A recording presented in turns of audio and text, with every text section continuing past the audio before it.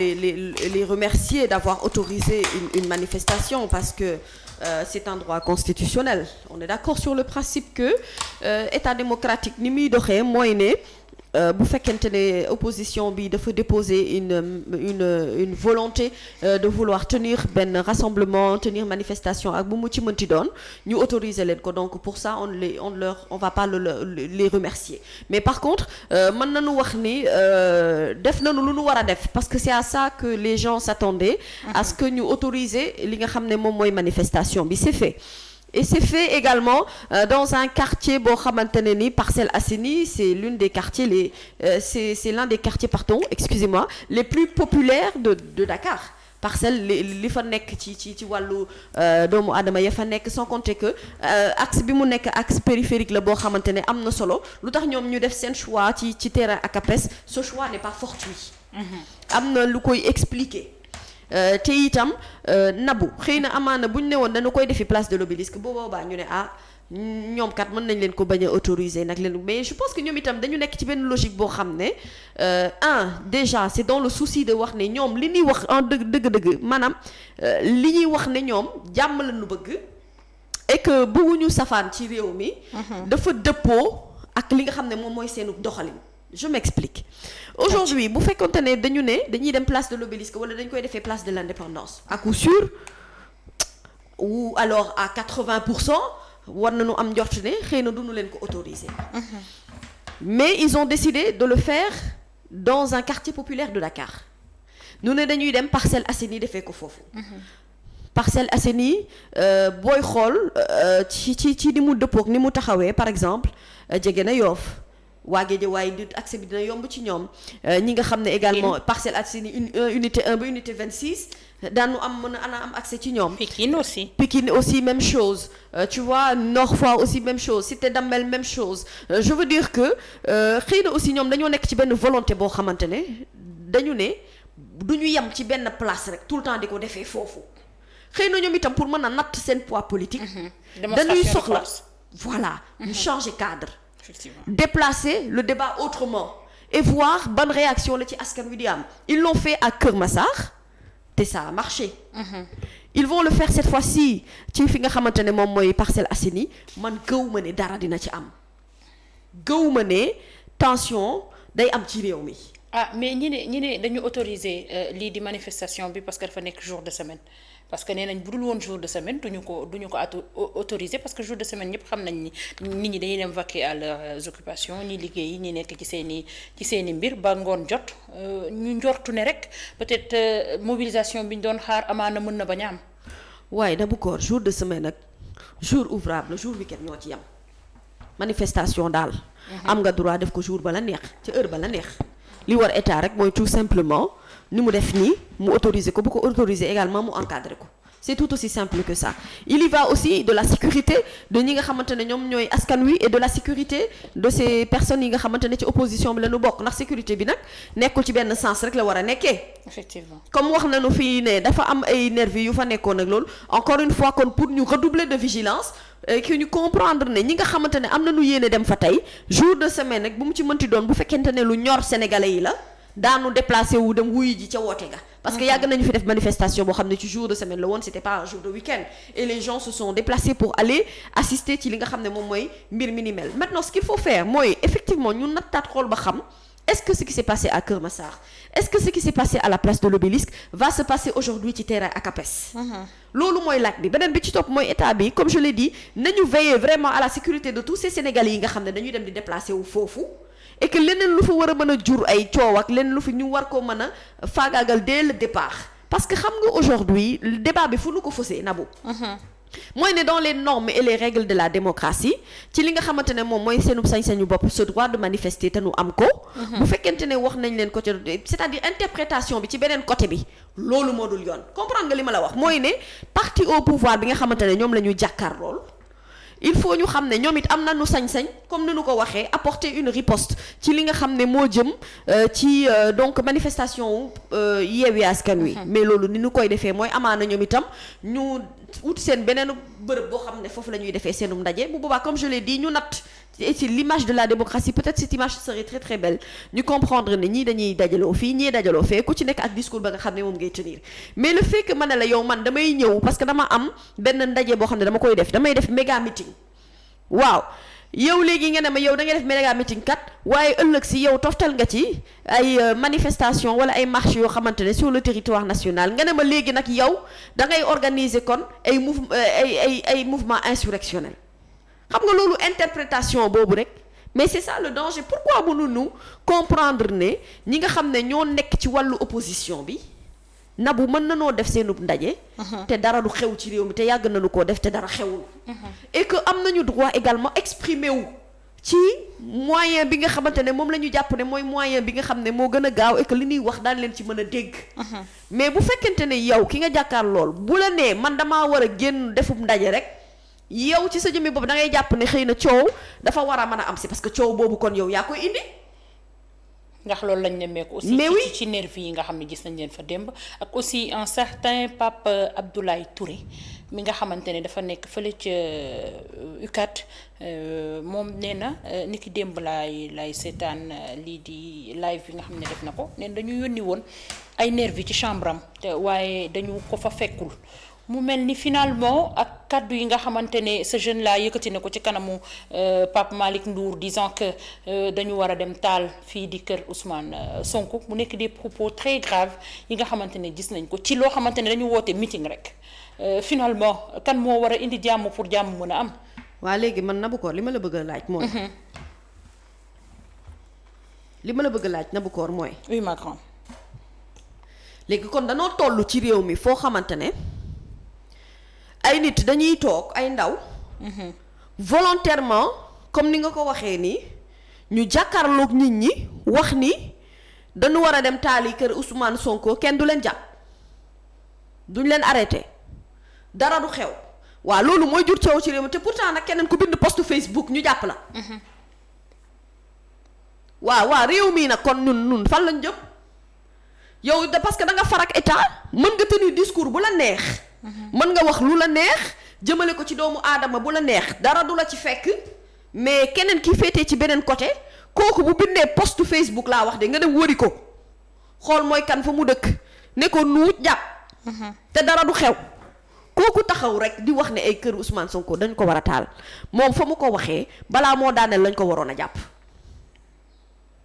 mais par souci d'équilibre de justice quand même s'il vous plaît par souci d'équilibre de justice parce que dara gënul garaaw kàddu yooyu boo ko xasee ba wax bu ko nit ñi déggee ñi farak fee mën nañu ne ah ñun kat xaaral ñu ñëw kon finalement ñu protéger kër waa ji buñ ko dee protéger boo fa fekkee policiers yi ñu barricade coow am ñu ne le gars n'est plus en sécurité parce que finalement loolu xam nga menace la rek déjà à la base Ahmed Suzanne Camara l'a fait sur des plateaux de télé ici mujjewul fenn il n'a pas été inquiété par souci d'équilibre de justice nga la ngir yàlla bu ñu dee wax ne ñii amu leen droit def lii ña féetee ci ñoom itam ku ci jéggi yoon dañu la war a leeralal ne yow mii da nga jéggi yoon ak quel que soit yow bannière bi nga xamante ne moom ngay porter wala parti politique bi nga xamante ne moom nga bokk le discours est important dans le sens où il faut déjà ñu éviter interprétation bi mooy ne ñoom waaye Yewwi Askan Wi li ñu wax ñu jël leen au mot ci ni ñu ko waxee bañ cee yokk virgule nii point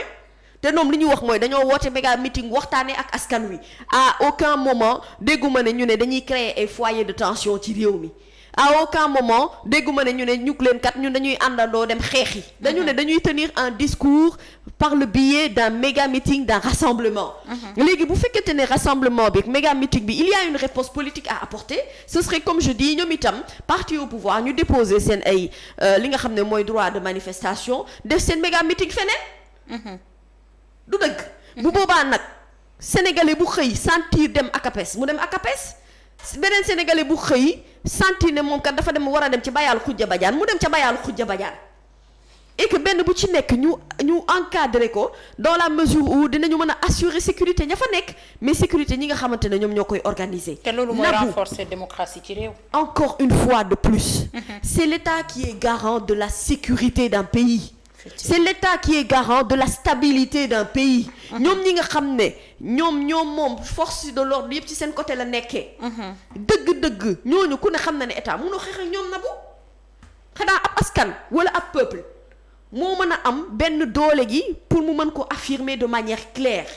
Et loolu yëpp pour ñu bañ cee yegg c'est tout aussi simple que ça il faut respecter les règles de la démocratie.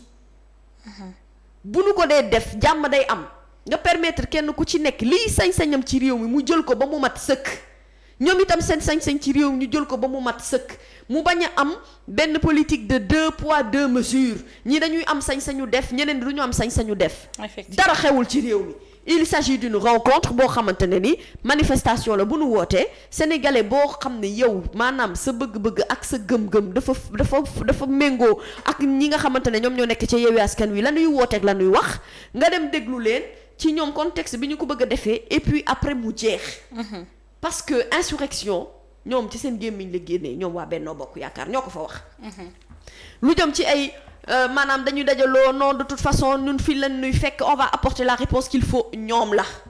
amul réponse bu ñu ci dee apporter ci contexte bii parce que il n'y a absolument rien qui se passe dans ce pays bu ñu dee def dëgg ni ñu ko war a doxalee problème du am ci réew mi. effectivement ñoom bu ñu bëggee jàmm am jàmm dana am bu ñu bëggee sécurité am sécurité dana am. parce que gis nañu li nga xamante ne mobilisé nañu ko bërki démb moo njaay bi Ousmane Sonko di dem tribunal keroog li fi génn ci ay doomi alkaati kenn xamul nu mu toll bi GIGN tout le monde était dehors. donc aujourd'hui je pense que vraiment bu fekkente ne dañoo bëgg rek doxal li nga xam ne moom mooy stabilité ak jàmm réew mi on n'en serait pas ci foo xam ne dañuy toll naan finalement on est dans une semaine de tension mais quelle tension bi kay ki koy créer mooy ki nga xam ne dëgg-dëgg moom munul accepter opposition bi munul accepter le fait que man ak yow bokkuñu gis-gis munul accepter le fait que man am naa sañ-sañu taxaw wax li nga xamante ne moom mooy sama gis-gis ci doxalinu réew mi ki nga xamante ne itam munul accepter l'opposition pour man kooku mooy créer li nga xam ne moom mooy problème bi man dégguma ci seen gémmiñ ñi nga xam ne ñoo nekk ci les leaders de Yewwi Askan Wi wala boog ñi ànd ak ñoom ñu wax ne ñoom dañoo taxawaayu insurrection même waa Pastef sax ci seen ndaje manifestation bi à quel moment dégguma ci mot bu violent bo man je n'ai pas ressenti de violence dans leurs propos je pense que ñoom itam dañu nekk un peu ci benn posture boo xam ne comme finalement les chefs religieux dañ leen di wax naan noo wut leen jàmm ba ñëpp dañuy jàpp ni fitna bi ci ñoom la war a jugee ils ont envie également de montrer que ñoom en fait fitna bi nekkul réalité politique bi nga xam ne moom la ñu bëgg. mais nag am nañu droit également wax li nga xam ne moom mooy seen dëggu ñoom. te loolu war nañ leen ko accorder. bu ñu leen ko accordé également war nañu mën a créer les conditions yi nga xamante ne moom mooy def démocratie sénégalaise image bi mën a rafet. donc terrain ak APES nit ñi dañu faa dem daal di def ca ci seen rassemblement ñoom Benno Bokk Yaakaar bu ñu amee rassemblement itam nit ñi dañu fa dem def li nga xam ne mooy seen rassemblement et bu boobaa ce sera au peuple sénégalais de juger par rapport ak li nga xamante ne moom la ñuy gis ak par rapport ak li nga xamante ne mooy vie politique sénégalaise ni muy rythmer ak ni muy avancer ak ci échéance yi nga xamante ne ci ñuy jëm mooy les présidentielles. merci beaucoup Mamy waaye nag Mamy dafa mel ni mbir yi dafa ñi dañu tàng xool de. ñoo ñan la. waaye Yewwi Askan Wi. ndax gis nañ Pastef bi mu defee parce que à préciser aussi que manifestation bi nga xamante ne amoon na ak Kër Massar Pastef kese moo ko defoon invité ay membres du conférence des leaders ñu daal di ñëw daal di koy teewee bii nag di nga xamante ne mooy coalition bi Yewwi Askan Wi maanaam leader yëpp ñoo ko bokk daal di koy àndee mais Mamy dafay tàng xool bu fekkee ni Kër Massar Pastef rek moo fa nekkoon mu am benn démonstration de force boo xamante ne. les images ont fait le tour du monde.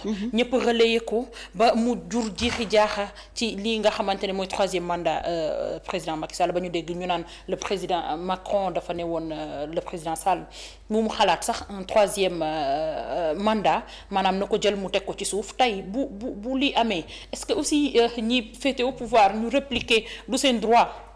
si c'est droit là. mais répliquer dans le respect de la démocratie. Non, on ne peut pas leur dire que da ngay permettre ñii ñu manifester et que yéen du ngeen manifester mënu leen wax loolu. xam nga lu may bañ ñee di manifester ngay dem di ruube. ak créer loo xamante ne dëgg-dëgg loolu mooy jur coow ci réew est-ce que comprendre nga.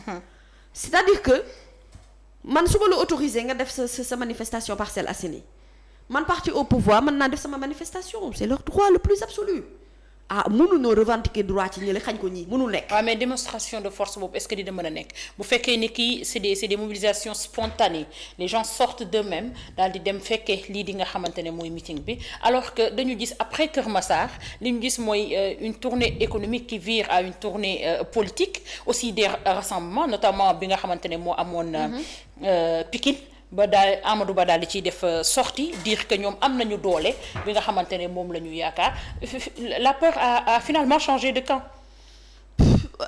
Oui peut-être bien mais man li ma bëgg a wax rek mooy Nabou ce que tu dis c'est vrai je te le concède. Mais aussi nañ leen concéder une chose mooy ne de toute façon que ñi génn spontanément ou que ñu génn parce que dañ leen a motiver. L'interprétation revient au peuple sénégalais. Ak les observateurs ñi nga xam ne ñoo am gis-gis boog di xool.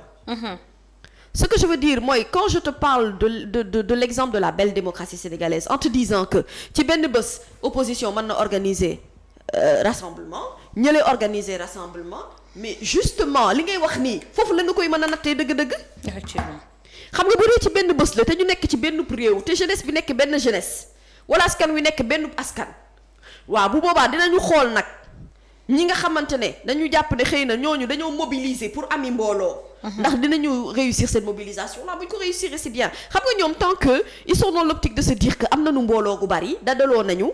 ñëw nañu ci bërëb am nañu doole loolu ñoom bu dalalee seen xel xayrun waaye itam ki nga xam ne dafa woote te joxewul bus joxewul sandwich joxewul t-shirt joxewul casquette ñii ñu dem wuyu si ko kooku itam la muy woote day dal xelam.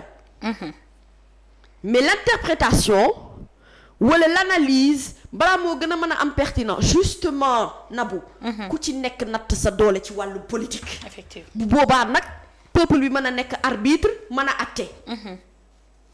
parce que la question est aujourd'hui terrain ak APES est-ce que dina am mbooloo bi nga xamante ne moom lañ ciy séntu lépp. on attend mais ñee itam bu ñu dee mobiliser bu fekkee ñëpp ñu ci bëri boog dañoo dem terrain ak APES waaw bu boobaa nag xam nga daan nu mën a juger yaraax ak Pout wala du dëgg. bu boobaa daanu mën a ne Angleterre ngi nii Pombiteer ngi nii. Donc loolu mooy permettre justement qu'on puisse peser sur la balance politique et c'est important bu ñu tollee ci contexte bu mel nii ñu mën a juger cette question de balance politique et puis hormis les questions politiques Nabou li ñuy gën a fàtte et li gën a am essentiel. mooy ne am na ci ñu bëri ñoo xamante ne bu ñu dee déplacé wu c'est pas parce que c'est de la politique dañuy déplacé wu parce que dañuy am impression ne dafa am benn pàcc.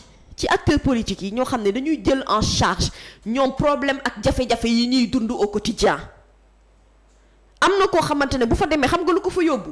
parce que am na jafe-jafe dund ci biir këram d'une vie convenable am na koo xam ne bu fa demee parce que am na jafe-jafe ci wàllum paj mi am na koo xam ne bu fa demee c'est parce que goo xam xëy na amaana am na ay problème ci lu jëm ci wàllum ndox.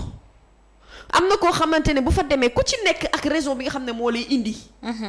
am na ñoo xam ne c'est des raisons purement et stratégiquement politiques. Effectivement. Donc ku ci nekk ak contexte bi ñu toll nii mooy contexte bi nga xam ne nit ñi Nabou ñoo jëlal seen bopp en charge seen ay jafe-jafe ak seen ay tolof-tolof yi ñuy dund. am na noo xam ne Ousmane Sonko lañu bëgg moo leen neex moo leen doy ci biir Yewwi Askan Wi ba mu daj. Ousmane la nu bëgg. fu Ousmane woote dañuy dem. yaa ngi may dégg wala déggoo ma. am na ñoo xam ne biir coalition Yewwi Askan Wi Khalifa Sall la nu bëgg moo leen neex fu Khalifa dem dañuy dem. Déthié naka noonu Habib Sy naka noonu Omar Youm naka noonu El Hadj Ahmed Aïdara. naka noonu Déthié Fall. parce que c'est une coalition de partis. Effectivement. C'est le lendemain que le PASTEF a décidé de faire une série de manifestations partout dans le pays. Mais concernant la journée d'aujourd'hui c'est une journée boo xamante ne c'est une coalition forte bu am électorat bu fort parce que seetlu nañu ko ci législative yi et on ne parle pas pour parler parce que justement on est basé ci li nga xam ne moom moo fi jot a xew pour mën na natt ne ñii dëgg-dëgg am nañu doole. gis nañu leen ñu dajaloo place de l'Obélisque mbooloo ma bari lool gis fa ñu dem Kër Massar mbooloo ma bari lool tey ñu woote terrain ak APES on attend de voir est-ce que justement cette manifestation. ñu fanaan fa loolu lañ def les patriotes sama envoyé spécial bi nga xam ni. il est sur le terrain wallaay ñee na ma ñoo ngi nii toog yónnee ma ay photo sama xol neexul da ngeen tàng xol yéen. non da ngeen di tàng xol. en tout cas leen daal xam naa ko ci. gis nga. Nabou yéen neexoo leen fair li play nekk ci dënn yi moom wax dëgg yàlla faaw mu génn moom. nit ñi li ñuy yëg ak li ñuy ressentir faaw ñu wax ko. effectivement léegi nag li lay may jàmm mooy nga autoriser leen ñu wax ko rek. boo ko deful ba li nga xamante ne moom moo fi xewoon moom moo fi xewaat te du am dara lu ci bees. il faut qu'on arrête un peu aussi de déplacer le débat wala di def comme si Sénégal ñu ngi door a dund ci ay contextes yoo xamante ne dafay am ay contextes de tension politique. On l'a vécu bien avant l'élection du président Sall. ah d'accord donc yow. et l'oubli n'est pas permis. lan ngay wax ñi naan que ni c'est trop tôt pour ñuy def ay rassemblement wala ay meeting sachant que 2024 yegg seegul présidentielle 2024 yegg seegul lan nga leen di wax que maanaam opposition bi dafa gaawtu ci teel a def ay manifestations. mani xam nga lu am ba des. Nabou Cor. waaw fii kenn mënu fee ndax kenn bu kenn fontoo xelu nit ñi.